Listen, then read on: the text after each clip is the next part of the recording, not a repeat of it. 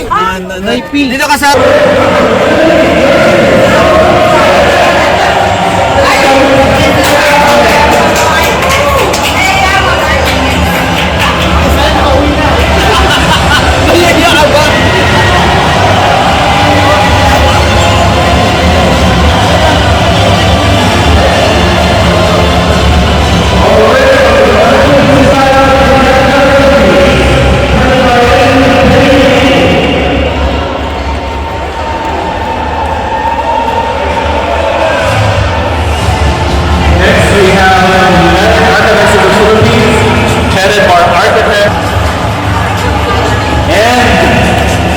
Smallest. Oh, yeah. Oh, by the way, we should have the PIQS for the Philippines Institute of Certified Quantity Surveyors, headed by Joel Herrera.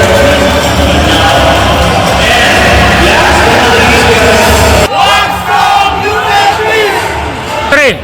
One strong